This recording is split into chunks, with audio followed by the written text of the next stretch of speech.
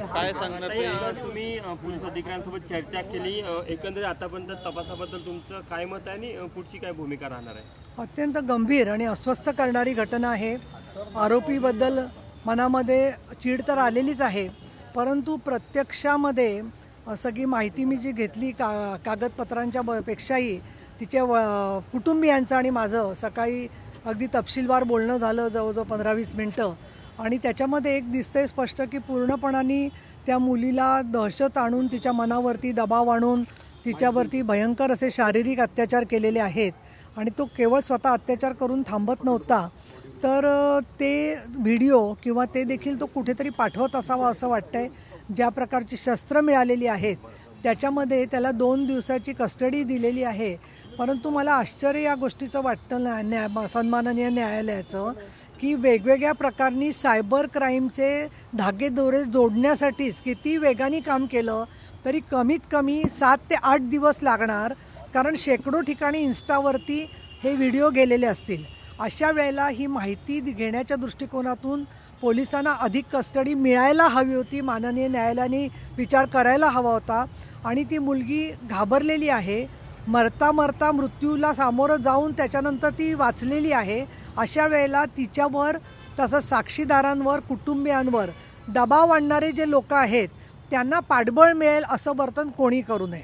आरोपीला वकील मिळणं हा कायद्याने त्याचा अधिकार असला तरीसुद्धा कुठलाही रुग्ण त्याला निष्णात डॉक्टर मिळाला पाहिजे. तसं या ठिकाणी नंबर 1च्या वकिलांनी सगळं कायदे पांडित्य स्वतःचं वापरून त्याचं वकीलपत्र घेणं हे म्हणजे मला तर वाटतं की महाराष्ट्रातल्या वकील वर्गाला नक्कीच शोभा देणारं नाही आहे. मी आवाहन करीन, कायदा आम्हालाही कळतो की अगदी कसाबलासुद्धा आरोपीला वकील द्यावा लागतो, परंतु यामध्ये या मुलीच्या पाठीमागे सगळ्या नागपूरची इतकी उच्च परंपरा आहे कायदे तज्ज्ञांची, मग बोबडे साहेब असतील, गवई साहेब असतील, अशा वेळेला इथे कन्व्हिक्शन कसं मिळेल या दृष्टिकोनातून सरकारी वकिलांच्या बरोबर सर्व वकिलांनी सहकार्य करावं. त्याचबरोबर मी आपल्यामार्फत महाराष्ट्रामधल्या सगळ्या लोकांपर्यंत ती ही माहिती पोचलेलीच आहे की या आरोपींनी ठाण्याहून येऊन इथे दुसरं परत तिसरं घर भाड्याने घेऊन तिला अशा पद्धतीने सापळ्यात अडकवलेलं आहे. तर याचं जे तपशील आहे तो इतरसुद्धा जिल्ह्यात कळला पाहिजे, किंबहुना भारताच्या इतर भागामध्ये जाऊन सुद्धा त्यांनी असे काही प्रकार केलेले आहेत का.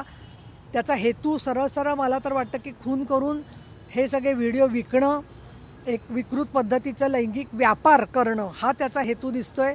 आणि त्याचबरोबर तिचा अवयव काय करणार होता तो, असे सुद्धा प्रश्न त्याच्यामध्ये आहेत.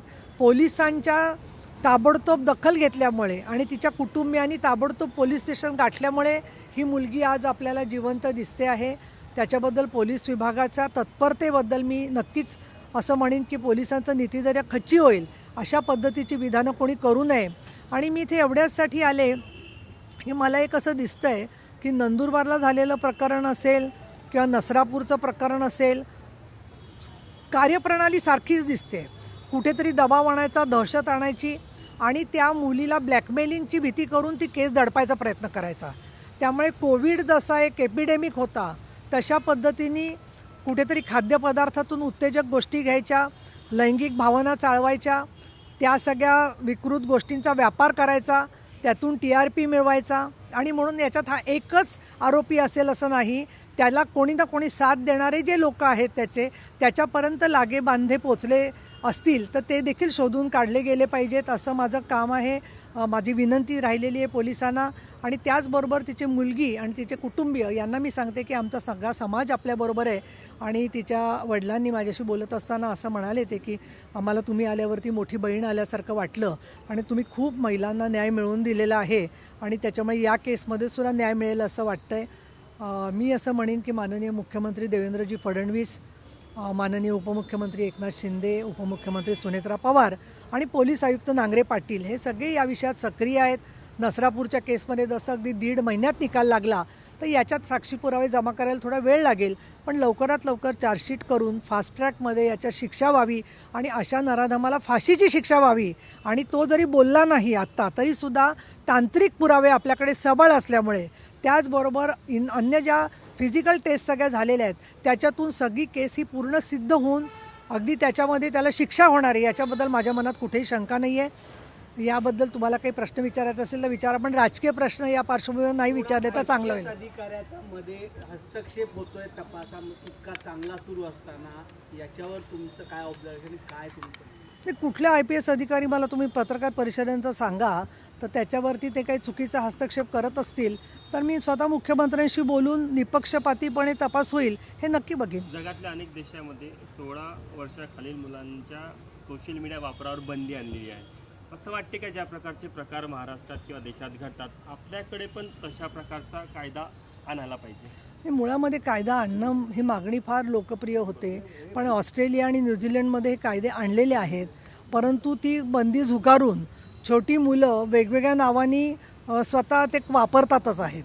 त्यामुळे अशा तांत्रिक बंदीच्या पेक्षा त्या मुलांशी संवाद साधून सुरक्षित मैत्री, मी असं म्हणणार नाही कुठेही की बाबा मुलगा आणि मुलीनी कुठे एकमेकाशी बोलताच कामा नये, पण जेव्हा पहिलं तिला शारीरिक जखम त्यांनी केली, पहिल्यांदा तिचा वरती ज्याला अत्याचार सुरू झाले, पहिल्यांदा दहशत टाकली, त्याच वेळेला आपण कुठली मदत घेतली पाहिजे हे या मुलामुलींना कळलं पाहिजे, की जेणेकरून अशी विकृत माणसं मैत्रीच्या नावाखाली गैरफायदा घेत असतील तर त्यांच्यापासून सावध कसं राहायचं हे शिक्षण प्रशिक्षण पोलिसांच्या बरोबरीने आमच्या शिक्षण विभाग, कुटुंब, आपल्या आसपासचे लोक यांच्यामध्ये सुद्धा येणं आवश्यक आहे. आणि तुम्ही म्हणजे मीडिया या संदर्भामध्ये खूप महत्त्वाची भूमिका बजावू शकता असं मला वाटतं. आरोपीच्या वडिलांकडनं वेगवेगळ्या स्तरावर दबाव आणण्याचा किंवा पोलीस तपासात हस्तक्षेप करण्याचा प्रयत्न होत आहे. त्यांना देखील सहआरोपी करावा का जर कसं खरंच? नाही, जोपर्यंत फडणवीस साहेब, शिंदे साहेब आणि सुनेत्राताई आहेत आणि नांगरे पाटील इथे आहेत तोपर्यंत कोणीही दबाव आणू शकणार नाही एवढी मला खात्री आहे. दुर्दैवाने काही ठिकाणी न्यायालयाच्या मध्ये सुद्धा काही जर का त्याच्यामध्ये संवेदनाहीन पद्धतीने एखाद्या ठिकाणी कोणी वकिलांनी किंवा अन्य कोणी वक्तव्य केली असतील तर त्याचीसुद्धा माहिती वरिष्ठ स्तरावर विधी आणि न्याय विभाग घेईल. आरोपी हा संबंधित पोलीस अधिकाऱ्याचा भाचा आहे अशी पण माहिती समोर येत आहे. त्याच्यावर मला असं वाटतं तुम्ही आता मला जाहीर सांगा कुठल्या पोलीस अधिकाऱ्याचा भाचा आहे, कारण अशी आपण जेव्हा विधानं करतो, मी तुम्हाला आधी विनंती केली की मला तुम्ही खाजगीत नाव सांगा, पण आता तुम्ही जाहीर आरोप करताय तर याच्यामधून ज्या अशा अजून पीडित मुली असतील त्यांचं नीतिधैर्य खच्ची होतं, तर कोणाचा भाचा काय आणतोय सांगा बरं सगळ्यांसमोर तुम्ही मला. नाही, हिंदी में बताओ. नाही, माझी तुम्हाला विनंती आहे. नाही, चर्चा आहे अशी चर्चा पण आहे की काही लोक अजून त्यांना मदत करणार आहेत. चर्चेला काय अर्थ आहे? तुम्ही प्रश्न विचारत असताना माझी तुम्हाला विनंती आहे की अशा पद्धतीने तुमच्याकडे जो पुरावा असेल तो द्या. मी तुम्हाला आधी सांगितलं तो तुम्ही दिला नाही, त्याच्यावर तुम्ही थांबला नाहीत, परत तुम्ही दुसरं सांगताय. असं करून उलट मला असं वाटतं की सरकारबद्दलची, पोलिसांबद्दलची संशय तयार करून अजून गुंडांना संरक्षण मिळतं याची तुम्ही जाणीव ठेवा. नाहीतर माझी तुम्हाला विनंती राहील की एक पत्रकार म्हणून तुम्ही गोपनीय पत्र उच्च न्यायालयाला द्या. तुमच्याकडे मार्ग आहेत ना सगळे, तुम्ही आम्हाला सुद्धा गोपनीय पत्र द्या. आम्ही काही जाहीर करणार नाही, ते तुम्हालाही संरक्षण आम्ही देऊ. ठीक आहे, चल. हाँ, बताइए आप आज पुलिस स्टेशन में आए कि नहीं, आज आपको तो पता है कि 2 तारीख और 3 तारीख के बीच में यहाँ पे एक नाबालिग लड़की पर वो उनके घर वालों ने जब तकरार की तो मालूम हो गया कि उसको पकड़ के उस पर बलात्कार करने की कोशिश कर रही थी. उसके शरीर पर घाव थे काफ़ी कुछ, उसको बहुत गहरी जख्म की गई थी, उसको बहुत अलग अलग तरीके से धमकाया था. और ये सब बातें इसके पहले भी उसके पास वीडियो है और घर वालों के फ़ोन हैक करके भी वो बात कर रहा था. तो इसके बारे में पूरी की पूरी जानकारी लेने के बाद में मैं इस मत तक पहुंची हूँ कि जल्द से जल्द इसमें जो भी कानूनी सबूत है, साइबर क्राइम के लिए थोड़ा समय लगता है क्योंकि किसके साथ कौन जुड़ा है, कहाँ पे कमर्शियल ट्रांजैक्शन हुआ है, ये सब बातें सामने आएगी. तो सिर्फ ये एक व्यक्ति है कि एक पूरी श्रृंखला है, ये स्पष्ट होगा. और उसमें जो है उसमें तो मुझे लगता है कि जहाँ पे एक से ज़्यादा कोई लोग हैं तो उसमें तो उन्होंने दहशत फैलाने के लिए क्या काम किया है. दूसरे शहरों में जाकर मुझे लगता है, आप हिंदी चैनल हो तो वहाँ पे भी उसका फ़ोटो लोगों को दिखाई अगर देगा कहीं से, तो लोग अगर उसने उस शहर में भी ऐसी हरकत की है तो वो भी सामने आएगी. और मुझे लगता है कि अपने बच्चों को सुरक्षितता से शिक्षा और सुरक्षितता मैत्री और मैत्री विद डिग्निटी, मित्रता विद सम्मान, ये सब बातें कुटुंब में, समाज में, शिक्षा में और पुलिस में, गवर्नमेंट में, हर जगह पे ये आगे लेके जाना सब मिलके साथ में करना ज़रूरी है. किस तरह से कार्रवाई होनी चाहिए, किस तरह से? नहीं, इसमें कार्रवाई तो अभी कानून के मुताबिक होगी. तो मुझे तो हमारी ये अपेक्षा है कि उसको फांसी की सज़ा होनी चाहिए. तर नागपूर येथील एका महिलेला पुण्यातील काही कंपनी चालकांनी जे पुण्यात गुन्हा दाखल झालेला आहे. 4 आरोपी पोर्तुगालचे, 4 पुण्याचे आहेत. या प्रकरणात अशा प्रकारे बऱ्याच ठिकाणी महिलांना नोकरी द्यायची फसवणूक केली जाते. अगदी मला काही ओळखीच्या भेटलेल्या घर कामगार महिला आहेत, त्याही म्हणत होत्या की घर कामगार करण्यापेक्षा आम्ही अमुक एका देशामध्ये जातो. तर अशा पद्धतीने गरीब लोकांना जिथे किंवा मध्यमवर्गीय लोकांना आश्वासन दिलं जातं, तर अशा वेबसाईट्स खऱ्या आहेत का खोट्या आहेत ते आधी तपासलं पाहिजे त्यांनी. त्याचबरोबर संबंधित लोकांकडून, त्या देशात मराठी मंडळ आहेत, माणसं आहेत, त्यांच्याकडून माहिती घेतली पाहिजे की हे लोक नक्की काय स्वरूपाचे आहेत आणि त्याच्यानंतरच या गोष्टींवरती विश्वास ठेवावा. अन्यथा अशी फसवणूक होते. ती महिला स्वतः निघून आली तिथून, ही फार चांगली गोष्ट झालेली आहे.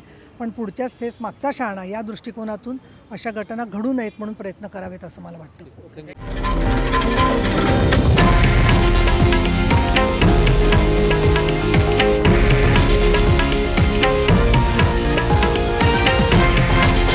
हे आहे देशातील नंबर 1 न्यूज नेटवर्क आणि आपण पाहत आहात TV9 मराठी, एकमेव.